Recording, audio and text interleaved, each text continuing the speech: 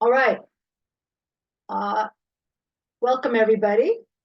My name is Liz Paul. I'm the program coordinator for Golden Eagle Audubon Society. I want to welcome everybody to our special Zoom program tonight on the state of the Great Salt Lake. And thank you so much for keeping yourself on mute and keeping your video off during our program tonight. But feel free to use the chat. You can private chat with each other and you can ask your questions, or if you have some issue that comes up, you can communicate with us via the chat. This program is being recorded, and it will be the recording will be put on the Golden Eagle Audubon YouTube channel. We've got a lot of other great videos there too of other programs and stuff. So check that out if you ever are like, oh, I need something to do. But anyway, you can share this with people. All right. So what you've got on your screen now is one of our upcoming programs. I'm just going to zoom through a few of our upcoming things. So we have another Zoom program that you can also get dressed up for and enjoy from the comfort of your own living room. On July 2nd, a local student and raptor researcher, Zoe Bonnerbo, is going to be giving a program about the prairie falcon. And you may not know that the Morley-Nelson Snake River Birds of Prey area has one of the largest, if not the largest, nesting populations of prairie falcons. And this is from one of their nest perch sites that the research team took this photo. And so it's on July 2nd and at 7 o'clock. And you can find out about all of these things, more information about them on our calendar on our website. Tomorrow night, we have a program in person at the Garden City Library, one of our introductory classes all about bird feeders. And it's about more than just bird feeders. It's about the birds that come to the bird feeders. And so this is a free program at 6:30. You don't need to register. You can just show up. Or if you know of people who keep asking you questions about feeding birds, you can send them here to get some of their answers. That'd be great. We have two field trips. We have a lot of field trips on the calendar, but we have two coming up right away. We've got a great all-day field trip this weekend on June 15th, on Saturday, to the Montour Wildlife Management Area on the Payette River, and then up into High Valley. So you're going to get wetlands and you're going to get forests. And this is just the cutest picture of a willow flycatcher with, whatever, spider webs and food and stuff all over its beak and its head. It's pretty cute. It is not my photo. And all of our field trips are space limited, so you need to, again, go through our webpage to get the link. And Jim James, who's on the class tonight, he's our leader, and again, he led a fabulously successful trip up to Prairie just on Monday. So that's us on Saturday, and then on Sunday, a little more domestic. Our beginner bird walk along the Bethune Church River Trail. It might be a little more domestic, but it doesn't mean that you can't have really exciting things happening. And that's on Sunday, June 16th, and that's a family-friendly trip. That's a pretty yellow warbler that they love to live in the riparian area along the Boise River. And we have another camp out. We finished our first camp out of the year in the Payette National Forest, and now we're going to be heading up into the Boise National Forest to Bull Trout Lake, and we have the group campground reserved August 7th through the 9th, and we've got great field trip leaders, and this is some pictures from last year's trip. Those are sandhill cranes there. I think that photo was taken by Linda Wentz, but I apologize. I don't know for sure off the top of my head. Anyway, so we're up there in the sawtooths and see a lot of those higher elevation bird species and just enjoy really nice days up there in the mountains. All right, I think that's my last. Yep, my last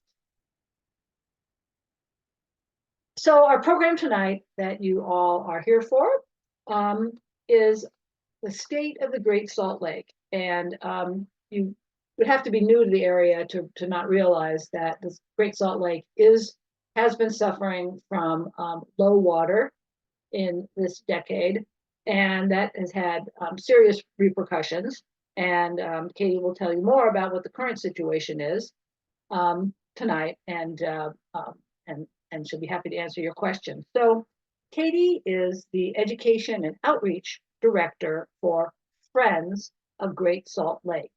And she just came from day camp today. And through the course of the year, they bring thousands of students to the Great Salt Lake. And they have their lakeside learning field trips, and they have their day camps. And she really helps those kids learn about the ecology of the lake. And you can live near it and never probably know anything about it, but their organization tries to make sure that everybody understands how important it is and how it works. She has a degree in political science, and so she also is involved in the policy end, because it's a lot of water policy and land use policy and stuff that affects the Great Salt Lake. And she is very invested in the health of the Great Salt Lake, and she's excited to be here today to share her story about the Great Salt Lake. And let me just mention, we also have an excellent blog on our Golden Eagle blog on our webpage. We got Katie was interviewed and some other people, and so that's on there on our webpage. Put your questions into the chat, and I'm gonna say, Katie, go ahead and share your screen, and we'll get started. Thank you so much, Liz, and thank you everyone for having me tonight. As Liz was saying, I think, I'm sure many of you, and it sounds like many of you have yourselves visited Great Salt Lake, which I'm so encouraged to hear. It's really it speaks for itself, I feel, when you're there. So I'm glad many of you have been there, and I'm sure many of you have heard and been following the evolution of the lake's decline, having reached kind of a crisis point 2 years ago. And it's been really interesting to kind of follow along with the response by both the public, the residents of our watershed, and our leaders, how we've worked to try and address that crisis and its underlying causes.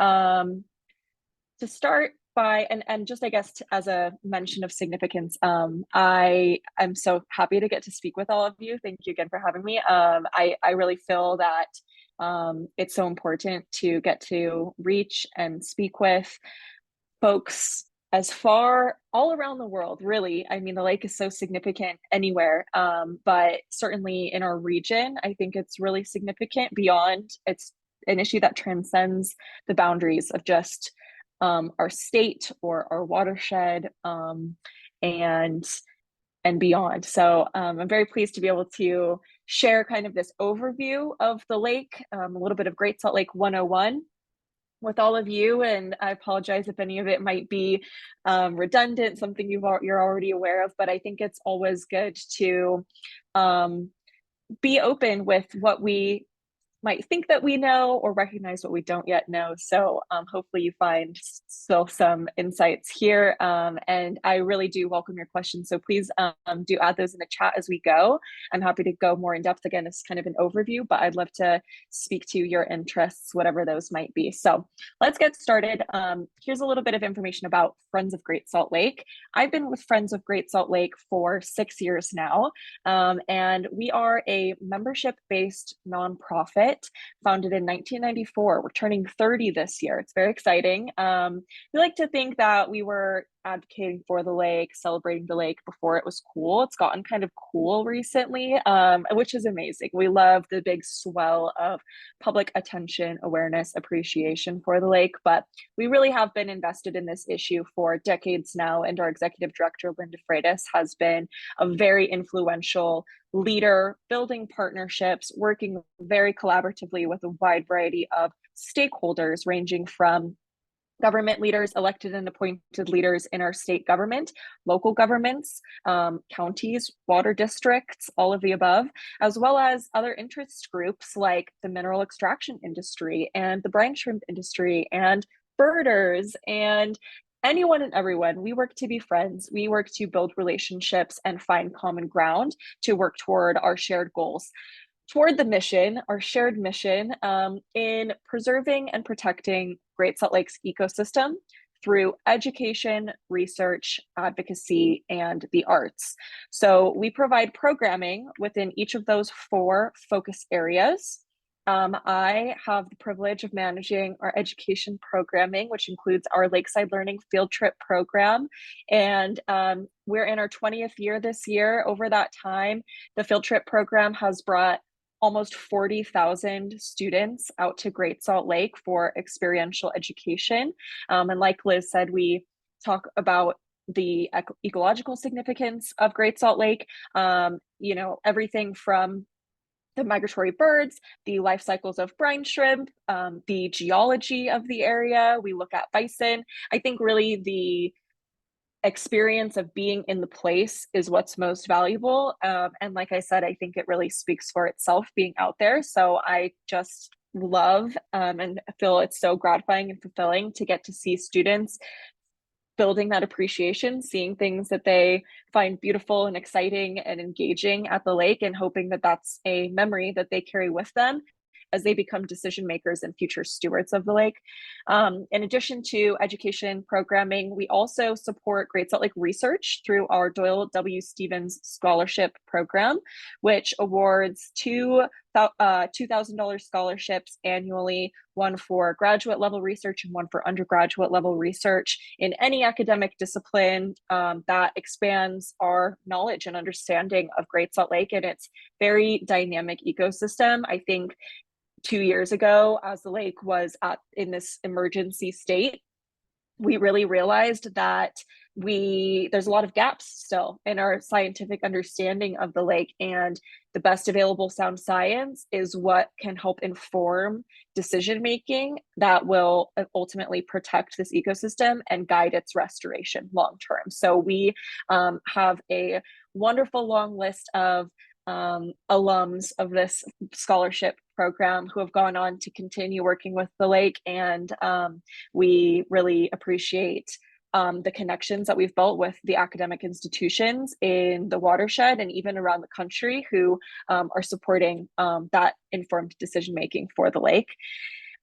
We also advocate on behalf of the lake in a whole variety of ways. That's kind of an umbrella term for many different types of work that we do. Like I said, our executive director is very engaged in working with stakeholder groups, decision-making entities like the Great Salt Lake Advisory Council, which is kind of a quasi-governmental group of stakeholders from many different interests who inform our state agencies who are managing Great Salt Lake about just best available policy advice. And so Lynn helps sit in some of those groups and whispers in the ears of leaders and helps to, again, promote policy that can benefit the ecosystem. We also have an attorney, Rob Dubuque, our general counsel, who advances Great Salt Lake advocacy in kind of a different way. He has recently been involved in some legal challenges on behalf of the lake that include challenging water rights applications that pose a threat to water quantity, especially as we're all working upstream of the lake to get water there. I think it's really important that we defend the progress that's been made in getting more water to the lake. So Rob has been involved with that. We also last year were involved in challenging a landfill that was built on the shore of Great Salt Lake on the Promontory Peninsula. And that company had filed to accept toxic waste in their landfill with very inadequate groundwater monitoring wells. And so Rob and Lynn were very involved in that legal challenge.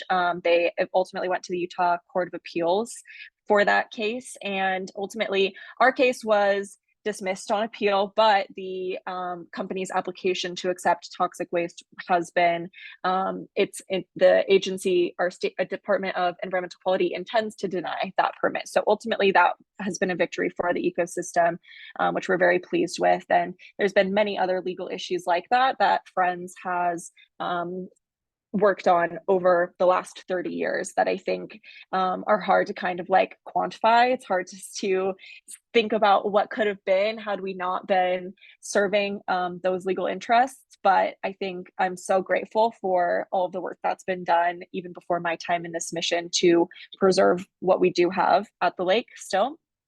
We also have a really wonderful arts program, the Alfred Lamborn Arts Program, in its 11th year, that kind of curates and elevates art in all different mediums, that is telling Great Salt Lake's story. So expressions from many different perspectives, right? Artists are each sharing their own unique perspective, their own unique message.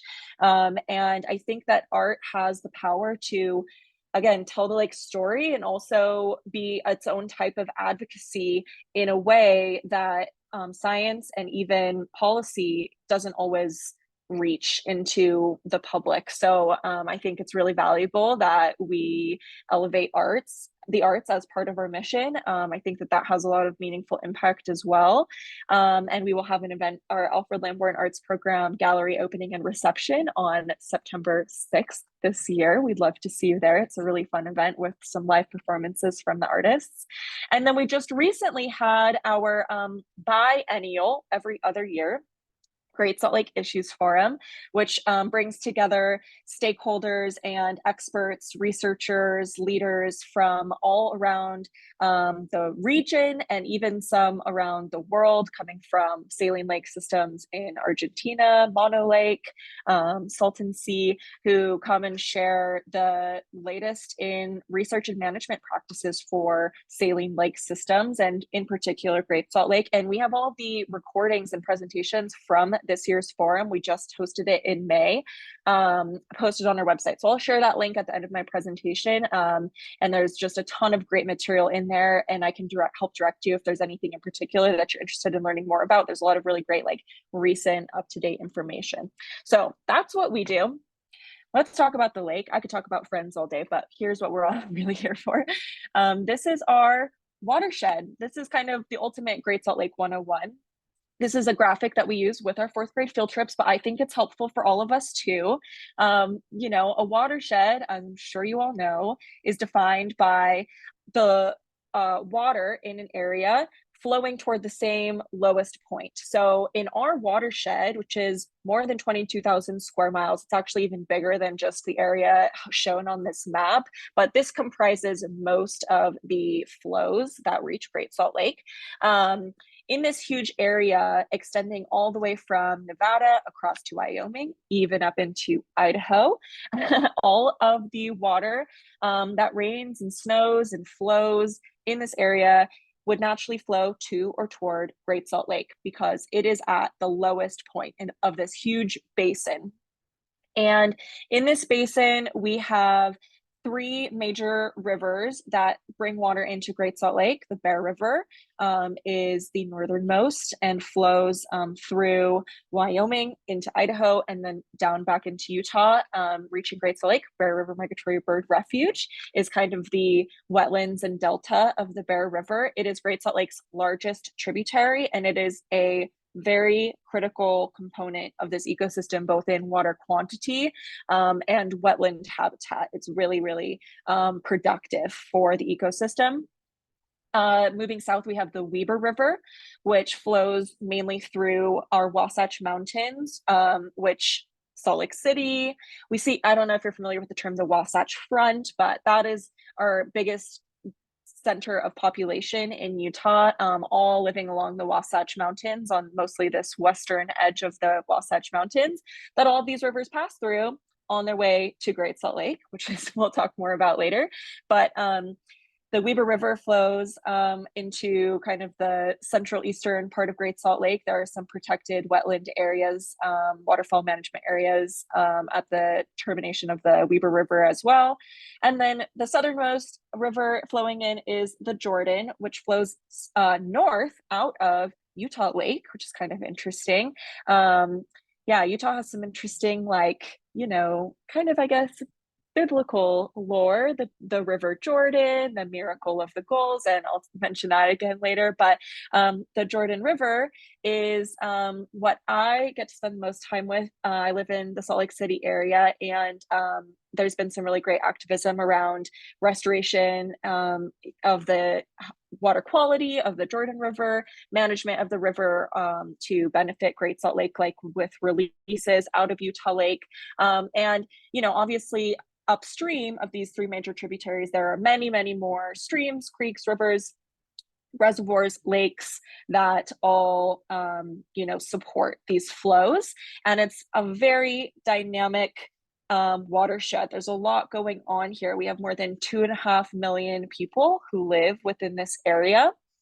We have, and growing within the top 10 fastest growing states, which I'm sure is, you know, no, Idaho is familiar with those woes as well of growth, booming, you know, economic interests and development as well. So both, you know, water that puts pressure on water quantity, water quality, land use, and development, and priorities. You know, do we prioritize economic development and growth, cost of living and housing development, affordable housing, ecosystems? There's some trade-offs to be made in the management of this dynamic area. Absolutely. Something else that's really unique about Great Salt Lake is that it is divided by a railroad causeway, the Union Pacific Railroad Causeway, that has cut off the lake's north arm, which is also called Gunnison Bay, from the freshwater inflows, the Bear, Weber, and Jordan rivers that all flow in on the eastern side of the lake. So you can see there's the Promontory Peninsula that's reaching down from the north into the lake. Right on the tip of that is where the landfill was developed, unfortunately. But that peninsula basically blocks off the peninsula, plus the railroad causeway blocks off the north arm from freshwater inflows from those three major rivers. And as a result, the north arm of Great Salt Lake is about twice as saline as the south arm. So the north arm, since the salinity started to accumulate since the causeway was filled, kind of solidified in the 1960s, the north arm has no longer supported brine shrimp, algae, brine flies, very few birds that are utilizing that habitat up there. So when we talk about the lake's ecosystem, we're primarily talking about the south arm, which is also called Gilbert Bay. That's everything south of the causeway, pretty much. And then, of course, the wetlands and fresher water bays that are to the east. But Gilbert Bay is unique in its own right, or excuse me, Gunnison Bay, the north arm, is unique in its own right. As you can see, there are halophilic extremophile bacteria that live in the north arm that turn the water this amazing pink color, especially in the warmer months of the year. And you can see this sometimes if you are flying over the lake, and you can also see this sometimes if you go and visit Spiral Jetty, which is in the north arm of the lake. Really amazing land art installation, definitely worth a trip.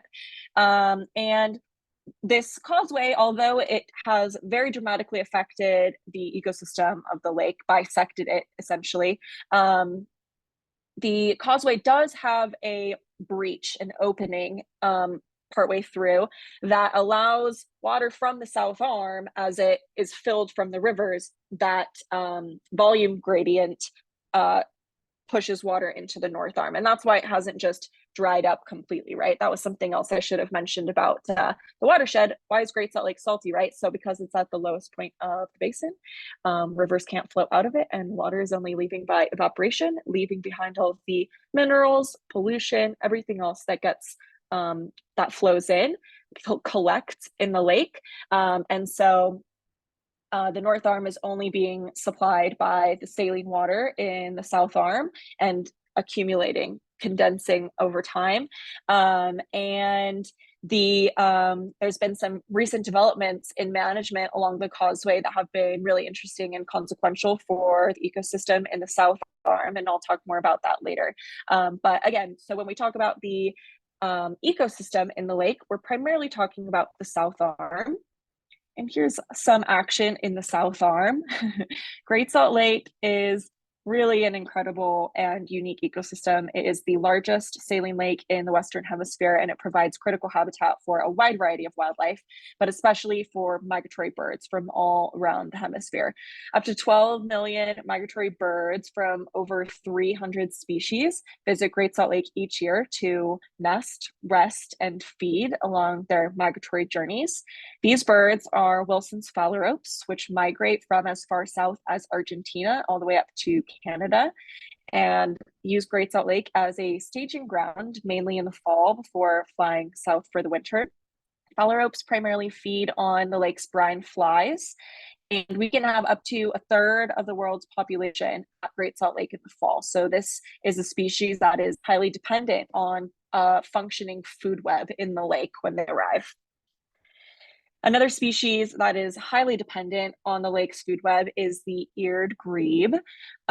We get between 2 to 5 million eared grebes visiting Great Salt Lake each year, representing 90% of North America's population.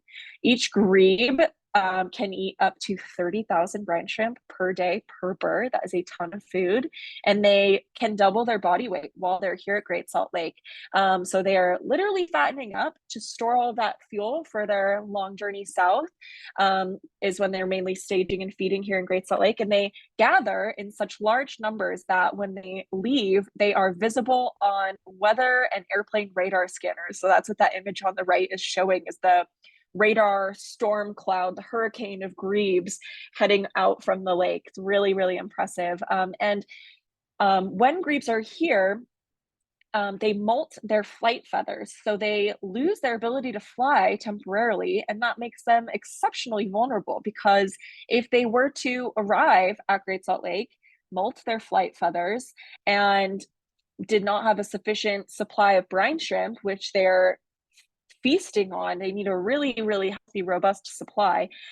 We could see a huge portion of the world's eared grebes starve, suffer within just a single year potentially, and that could have consequences, for that population, for that species indefinitely, and it could also trigger interventions like endangered species listing, other kinds of action.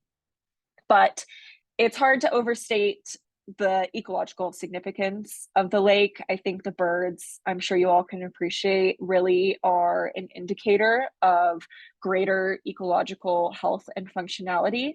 Some of the lake's other ecological functions and services, which are too abundant to even share here in just an hour, but a few other really important ones is that Great Salt Lake is home to about 80% of Utah's wetlands. Utah is the second driest state in the country, very arid, and we don't have many wetland habitats, but 80% of them are located around Great Salt Lake. So it's a very important ecosystem for wildlife that depends on wetland habitat. Great Salt Lake also, as part of those wetlands, recharges our groundwater. It's part of the flows and purification of our groundwater cycles. And the lake also contributes about 5 to 10% of Utah's snowpack from lake effect snow that's evaporating out of the lake, and then precipitating back down in our mountains. So it's kind of this feedback loop where as the lake shrinks, it's contributing less to our water supply. As the lake rises, it's contributing more to our water supply. So we have every interest in ensuring that water reaches the lake. We have, billion-dollar ski industry that can also benefit from that. And then also, when there's water in the lake, it covers up dust that would otherwise be exposed from the exposed lake bed that is submerged when there's enough water in the lake. I'll talk more about that in just a second. In addition to the lake's abundant ecological values, it also has a very significant economic value for Utah and for the world even.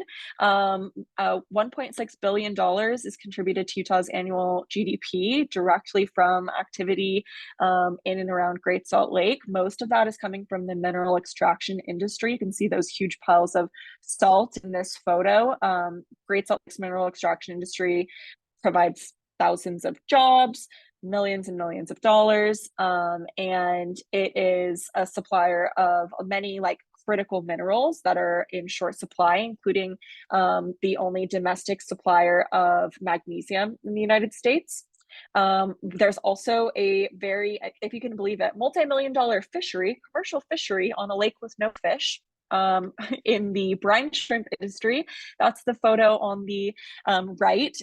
Those are brine shrimp eggs or cysts that are floating on the surface that are collected and dried by a number of companies. And those cysts are mostly shipped overseas. They're hatched into little baby brine shrimp, and those baby brine shrimp feed half of the fish and shrimp, farm-raised fish and shrimp that is imported into the United States. So if you like to eat fish and shrimp from the grocery store like I do, we are part of the Great Salt Lake food chain as well. And this aquaculture industry is actually, I think, a really great example. It's managed quite sustainably with the oversight of a state program called the Great Salt Lake Ecosystem Program that monitors the brine shrimp population in the lake and allocates basically kind of quotas to these companies that collect the eggs and ensures that there are enough cysts left over to regenerate the population sufficiently for the birds and the industry the following year.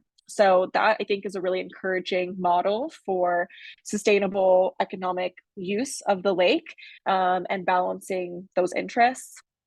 Of course, also recreation and tourism is a part of Great Salt Lake's economic value too, as it is its cultural value for those of us who go there and enjoy it. I think that feeds all of us. Something else that's really promising right now, that's kind of this exciting new issue on the lake, is the potential to extract lithium. Obviously, as there is more demand for electric cars, batteries of all kinds, the electrification of our world.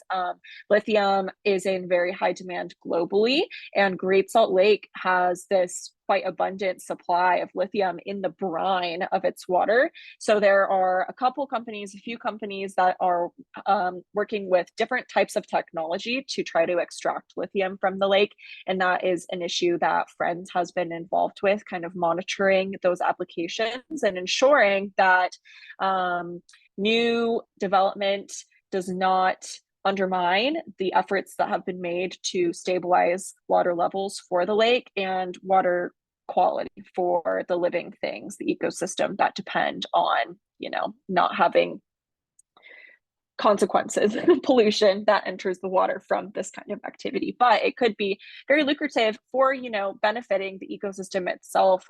The state agency, the Division of Forestry, Fire, and State Lands, who is responsible for managing Great Salt Lake, ultimately, they collect royalties from these companies, all of them that operate on the lake, and those royalties fund programs that benefit the ecosystem. So again, balancing those interests is really important. Again, I mentioned lake effect snow. That's contributing to our economy very directly. It's been quantified in millions of dollars, that benefit. And over time, over the last basically 40 years since Great Salt Lake reached its record high level, that decline has threatened all of these values, right? It's both its economic interest and its, of course, ecological values. So this is an image showing how Great Salt Lake has declined. This is just, I don't have great updated satellite pictures. I only have a few from more recent years, but it's pretty, it kind of speaks for itself, right? It's like, I show this similar images to my fourth graders as well. And I think it's really powerful. I mean, it's alarming for sure, but I think having something so visible to see this kind of visible evident change is actually a really powerful tool for us in working toward this mission, because it's so obvious, it's so apparent. Nobody can deny what's been happening here.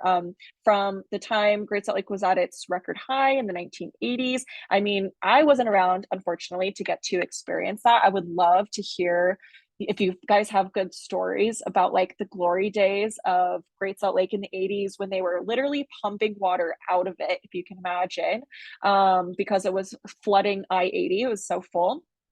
You know, from that record high, that extreme high, in just the last 4 decades, we reached an all-time historic record low in 2022. The lake had been, you know, just a fraction of its former surface area, pretty emaciated state.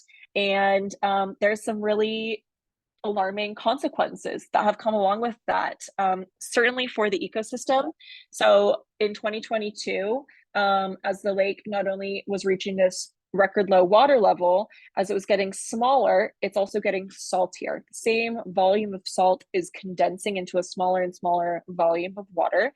The south arm reached 19% salinity, which is beyond what researchers had even thought that brine shrimp and brine flies could tolerate, could survive in, as well as the food, which is primarily algae, cyanobacteria, that those keystone species are feeding on in the water. So that salinity crisis was really alarming and very acute.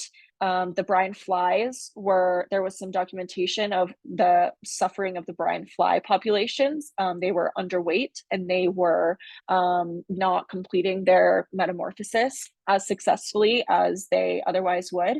And so that was really alarming for, of course, all of the millions of birds that come to the lake each year, each spring and fall, to feed on those things in the lake. That was kind of the ecological crisis that the lake was facing.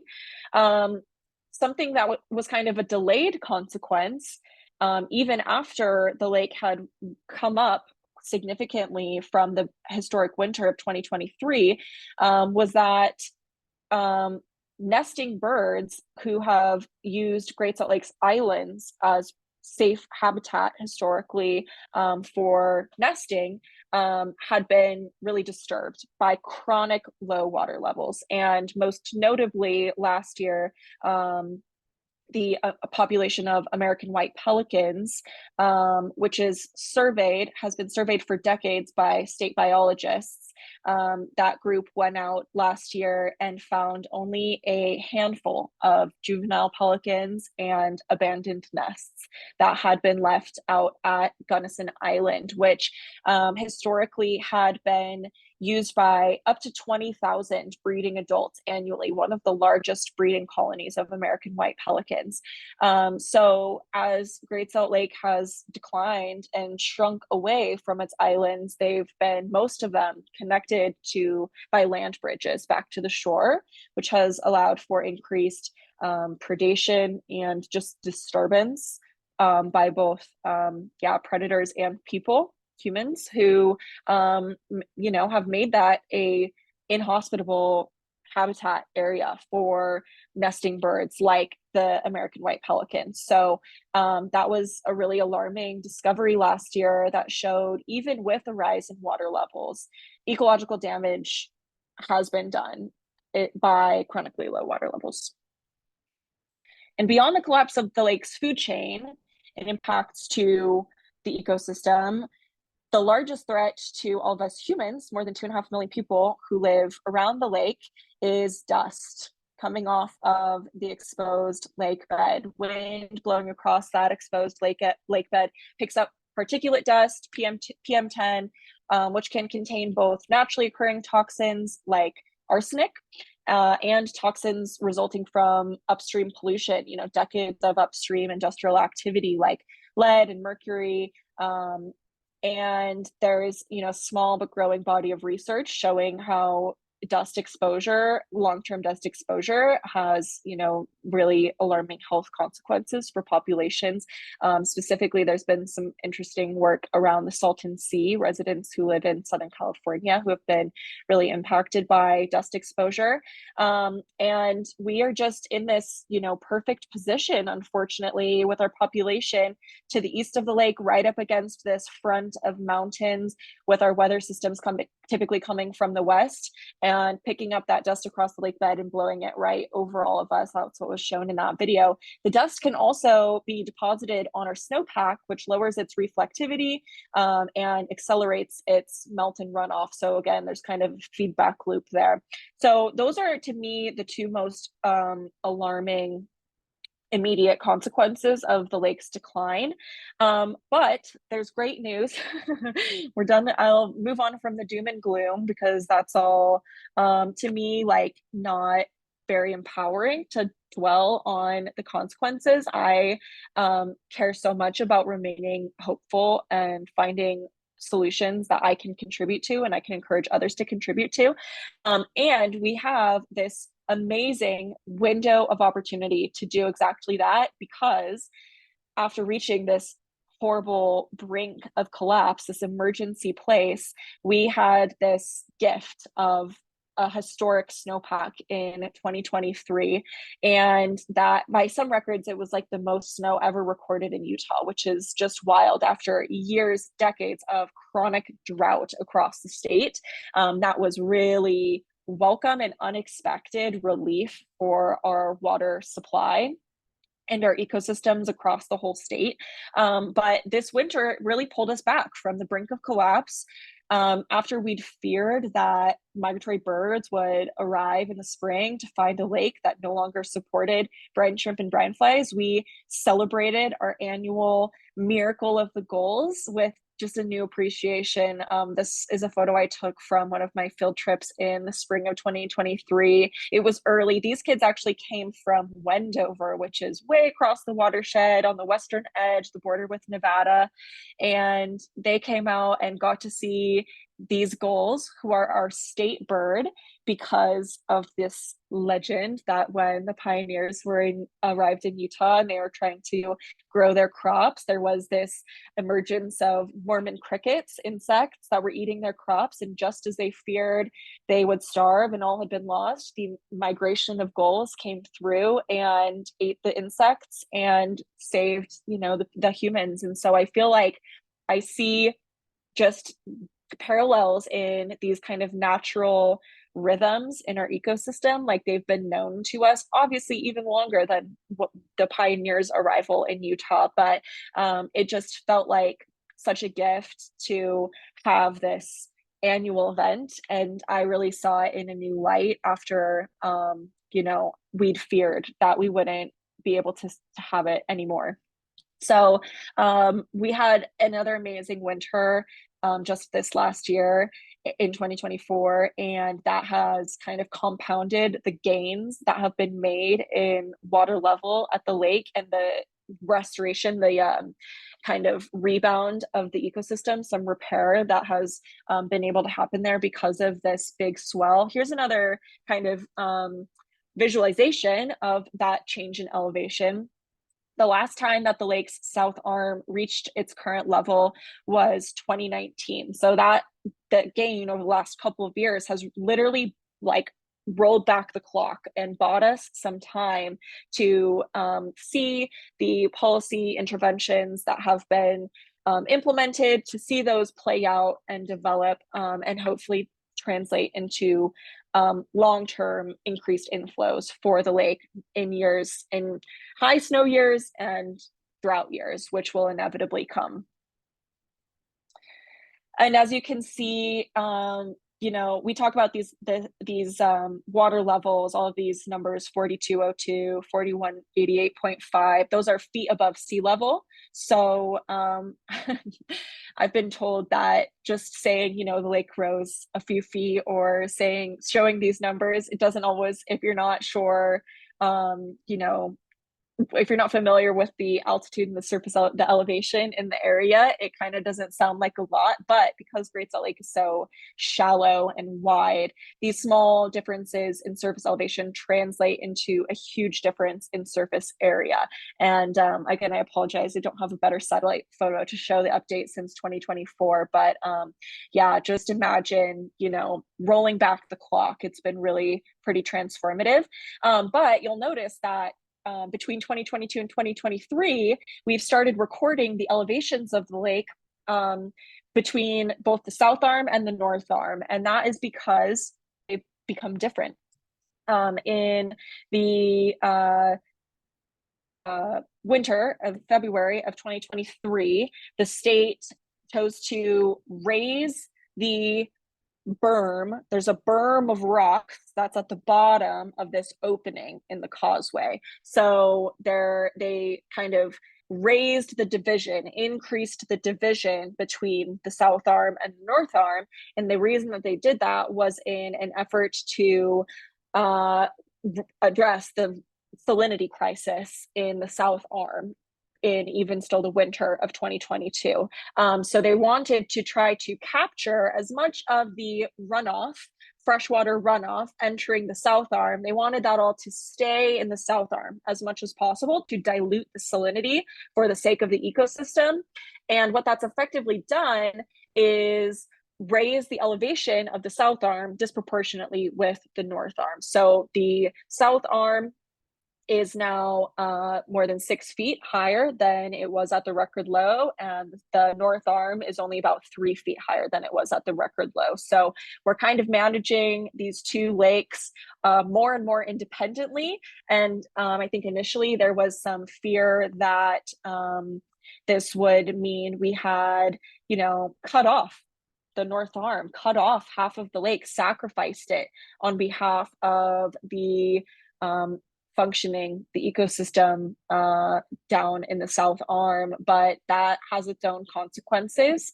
There is less concern about dust coming from the north arm because it is so saline. There's kind of a salt crust that has controlled a lot of the dust around the lake bed in the north arm, but it is still to us an important part of the lake's ecosystem. But it is still this management, increasingly the state has made clear that they do not intend to fully cut off and sacrifice the north arm.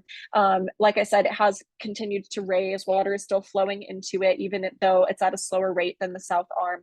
And it's been very effective in its intention to dilute the salinity in the south arm from that record high of 19% to down now to 11%, which is like the low end of the healthy range of salinity for brine shrimp and brine flies in the south arm. So that's great news for the ecosystem. Another way that we've bought some time to address the underlying issues that have been driving the lake's decline, which of course, even this kind of management does not really address the underlying cause. The biggest factor that has driven the lake's decline is human water use by far. And this is kind of a picture of how water is being used, consumptive use in the basin, in our Great Salt Lake watershed. Obviously, the largest portion you can see, and I'm sure this is something you're all familiar with too, agriculture, right? We primarily in Utah, at least in northern Utah, most of this is going toward the growth of alfalfa. And about half of that is remaining here in Utah to feed livestock in Utah. But the remaining portion is either exported to other states, mainly California, and a smaller portion is exported internationally, largely to China. So that's been something that's kind of controversial, and people have strong feelings about. We like to also remind folks of the benefits that agriculture can offer us, other than obviously economic benefit. It provides some like ecological benefits, including the preservation of open space. Some advocates even say that it's contributing to groundwater recharge. I can tell you it is definitely functioning as wildlife habitat for many species, including white-faced ibis. I mean, many birds are utilizing these open agricultural fields. And to me, one of its biggest values is that if this is how what so much of our water is contributing is being used for, that's a flexible supply that we have an opportunity to manage or reallocate or incentivize differently, that can be opened up to help supply the lake. Once agricultural land is developed for residential use, industrial use, anything else, that water demand is hardened. It becomes much, much less flexible. And there has been some great work by the state to incentivize water conservation. They like to say agricultural water optimization. And to promote programs, subsidies for water efficient technology that incentivize farmers to use less, let more of their water rights, the water that they have the rights to use, let that remain in stream and go and support ecosystems, including Great Salt Lake. To me, it's really important that although agriculture, is the largest portion of our consumptive water use, that all of us other types of water users, we need to be participating and contributing to conservation just as much. So Utah's growing population has been a growing portion of water use in the state. And there is a lot of room for us to improve, especially in our outdoor landscaping practices or outdoor water use. Most homes in Utah, most residents use twice as much water outdoors as we use indoors. And so there's another huge opportunity for us to not only kind of reform our cultural practices around water use. I think landscaping is a really strong signal and indicator of how we value our water resources and how we value our landscapes and our habitats in our ecosystem. And I think each of us as residents has the opportunity to participate in that transformation. And I think that that's kind of the lowest hanging fruit of all of the options for conservation on the table. I think finding ways to use less in our yards is really important. We also have a lot of water being consumed by Great Salt Lake's mineral extraction industry, and that's been increasingly scrutinized, especially just this year in our state legislative session. We had a really great bill that was passed that imposed some stronger regulations for the mineral extraction industry, so that while all of us upstream of the lake are making sacrifices and the very significant investments, public investments to get water to the lake, that water is not then diverted into evaporation ponds for the production of minerals. So these are some of kind of the headline bills that have come out of the last few years from our state legislature. In 2022, there were many bills passed that really significantly reformed a lot of structural water policy in the state, including the creation of the Great Salt Lake Watershed Enhancement Trust. That was funded initially with $40 million designated specifically for augmenting water quality, or water quantity. So basically purchasing water or leasing water or accepting donated water rights to flow into the lake. And that has had some success so far. Like any government program, all of these things take a really long time to get started and to develop, but they've had some great progress in just the last year in working with interested parties to acquire water rights for the lake. And they also do work for wetland improvement. That's another part of the trust's funding. HB 33 was really transformative. You may have heard in the past that Utah had this use it or lose it water policy, and that was really addressed by HB 33, which allows basically water that remains in stream for the benefit of ecosystems. That's considered a beneficial use. So farmers or whoever water rights holders can change part of their water right, file an application to change part of their water right to remain in stream, and they do not risk losing their ability to use that water right going forward.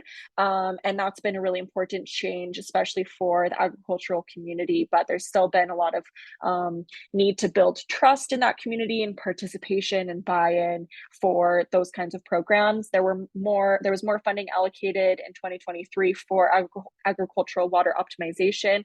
A lot of that is supporting programs that help kind of subsidized with matching funding the implementation of farmers using more water efficient irrigation technology.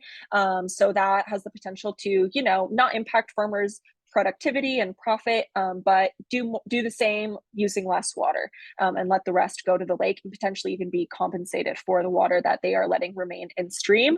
That's been an ongoing development. There's still more to be done there, but we've gotten the ball rolling, and that's really encouraging.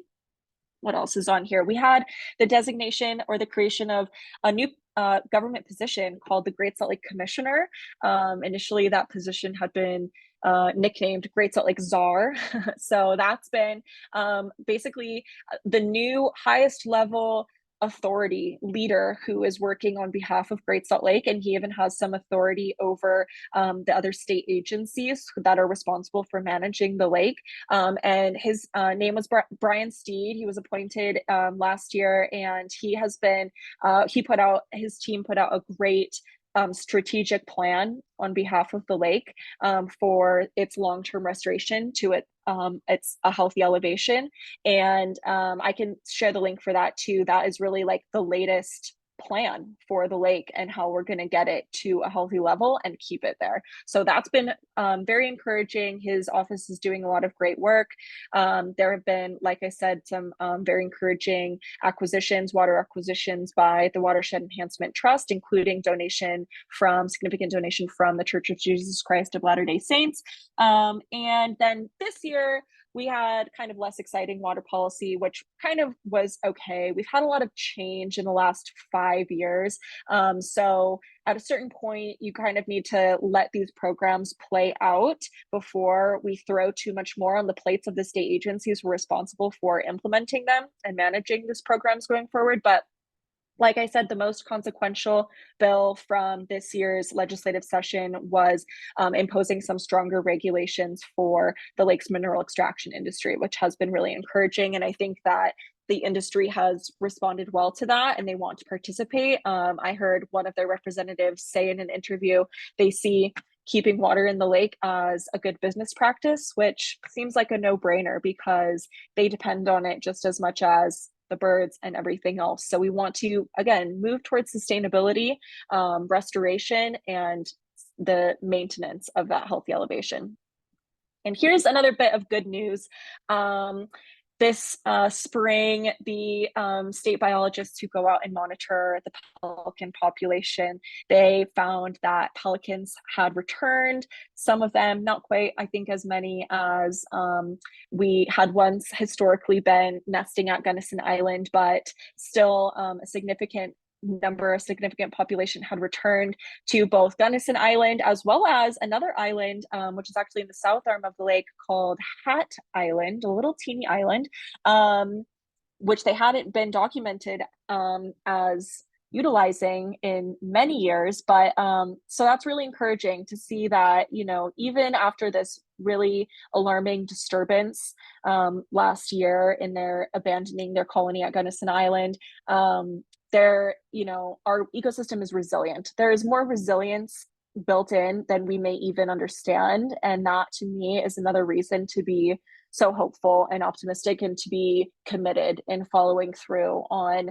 everything we can do to be part of the lake's long-term restoration. So ultimately, what we can all contribute to, what we need to work toward long-term to address the underlying issue of overconsumption that has driven Great Salt Lake's decline is get water to the lake, right? It sounds so simple. That really is, it is as simple as that, but of course the execution of that is very complicated and it will take time. And I'm so grateful that we have some cushion now that we didn't have 2 years ago to make that happen. We really in Utah for a long time have been living beyond the means of our natural water supply. We've been using Great Salt Lake as a credit line that has allowed us to do so.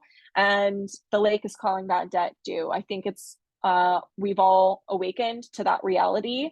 And I think there's a commitment from our community that we haven't seen before. And this is something all of us in the watershed can and must be part of. But for those living outside of the watershed, please, I think educating yourself and others is so powerful. I think it just snowballs and builds into a movement that has momentum, and that won't be reversed, that won't be undone.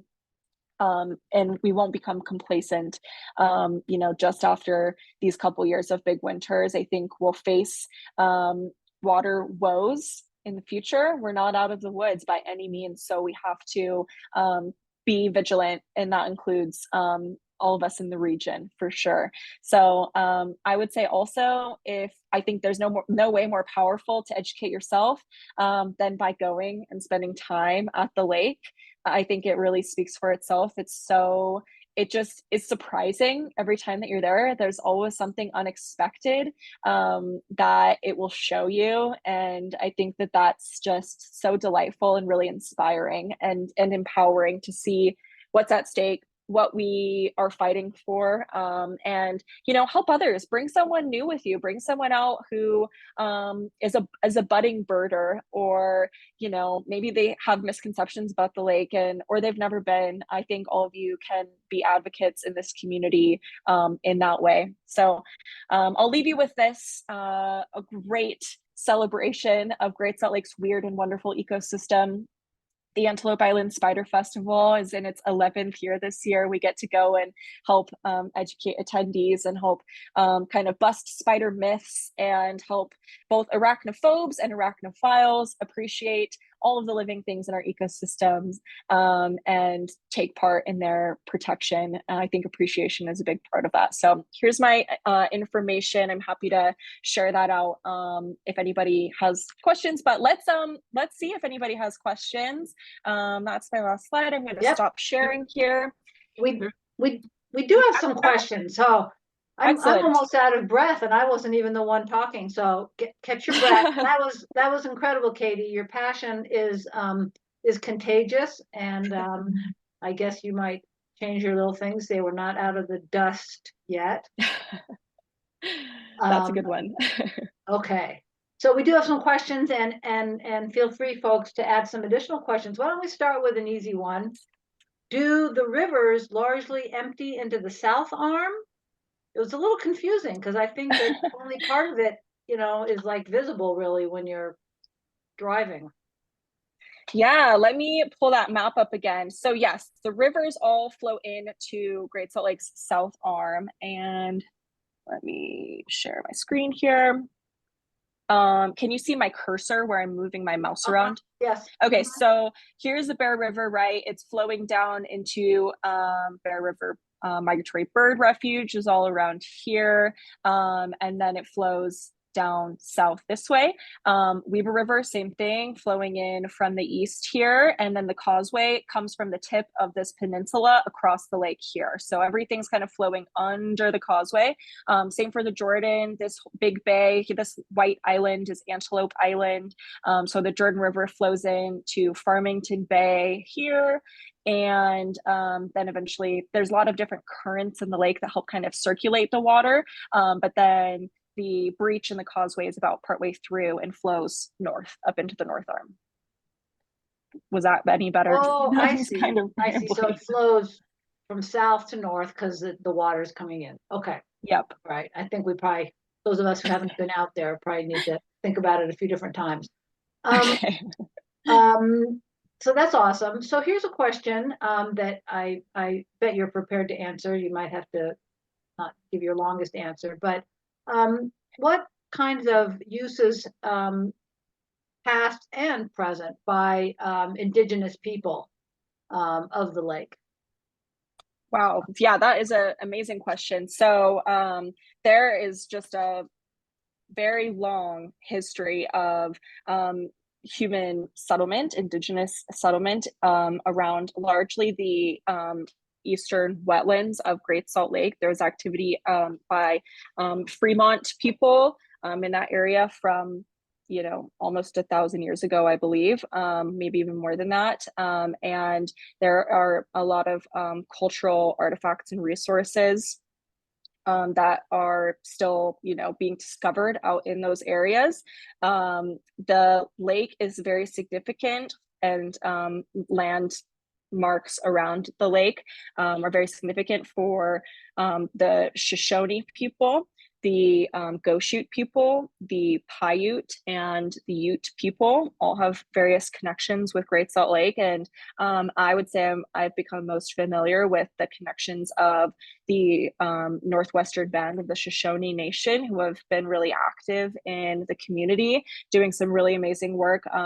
They have homelands, they're kind of migratory people historically, so they have settlements and homelands all around the region, including up in the Preston, Idaho area, and the Logan, Utah area, Cache Valley, so along the Bear River watershed, where there are their historic ancestral homelands. And so they do some really amazing ecological restoration work right now along the Bear River. They're working on native species planting and restoration, removal of invasive and introduced species that they expect will open up a significant amount of water gained that is currently being consumed by many of those invasive species that will support water levels of Great Salt Lake. So I think that that's a really encouraging example of Indigenous stewardship practices that we should be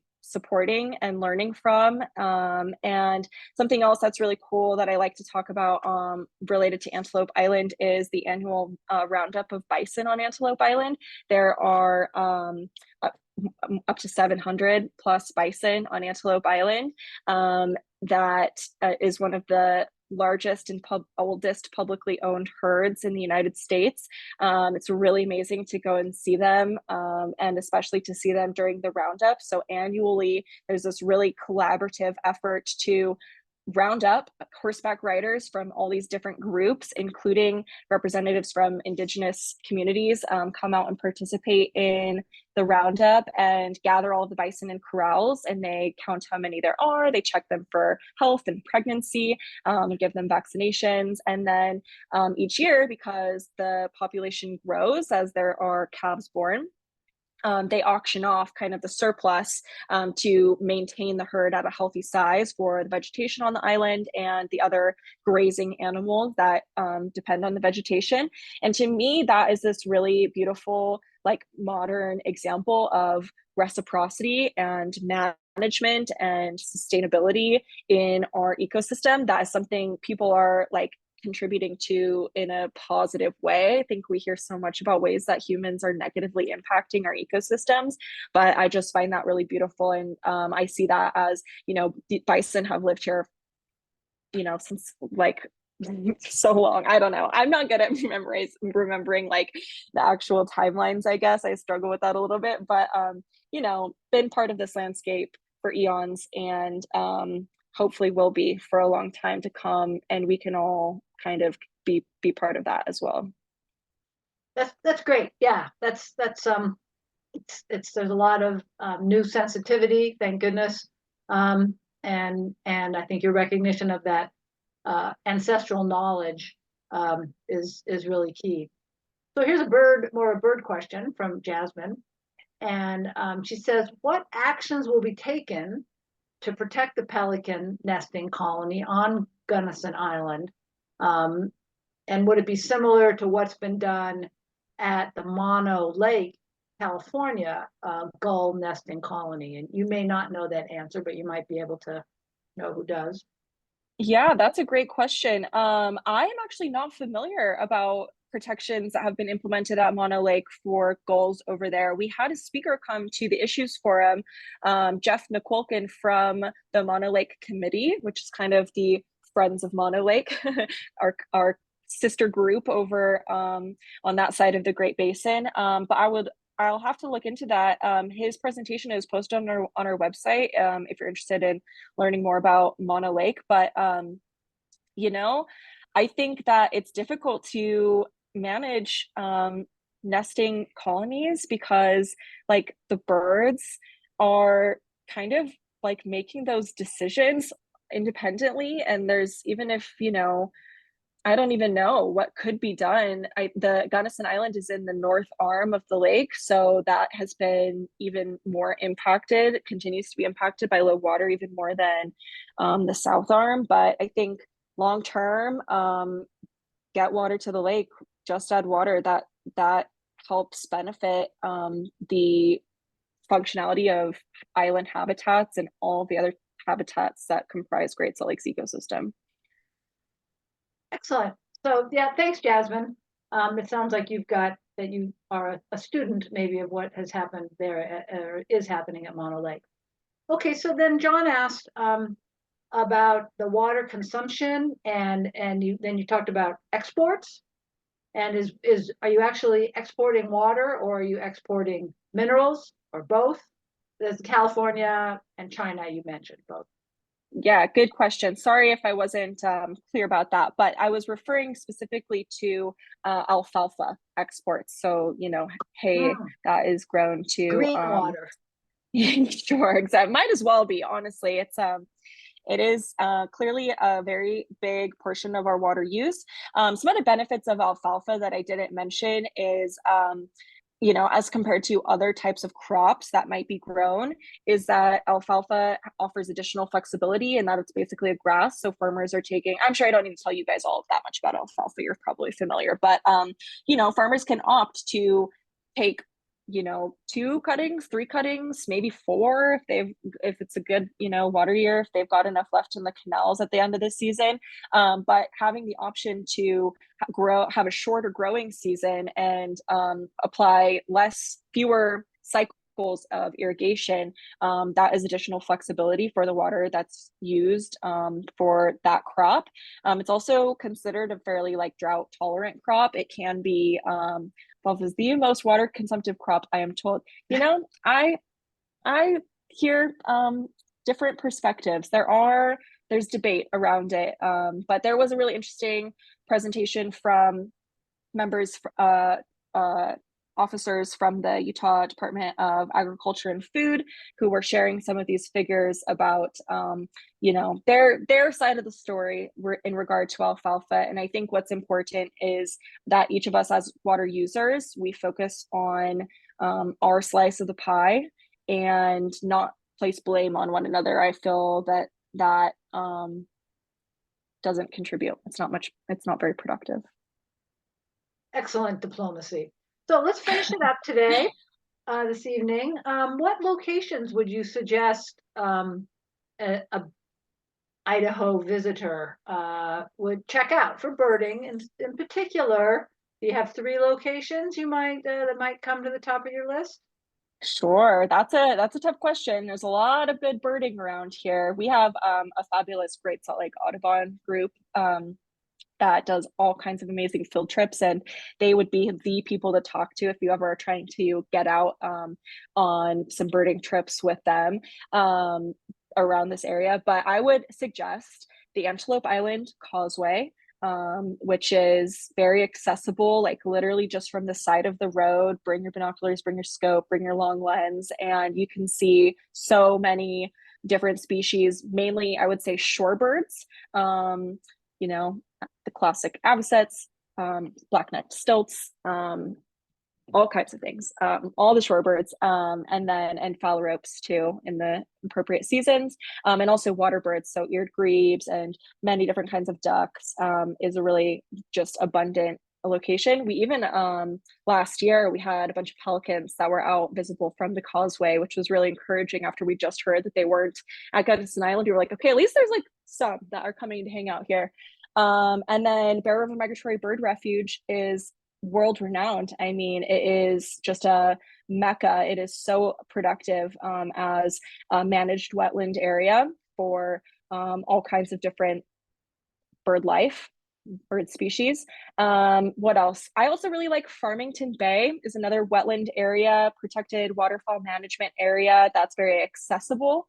There's a great like nature center, relatively new nature center called the Eccles Wildlife Education Center in Farmington Bay, which is a great day out to go and explore, especially if you've got little ones with you. I'm actually taking my summer campers there tomorrow, in fact. That is excellent. Hey, you guys, let's give it up for Katie. You can put up a thank you note in it. You can put up your clapping sign.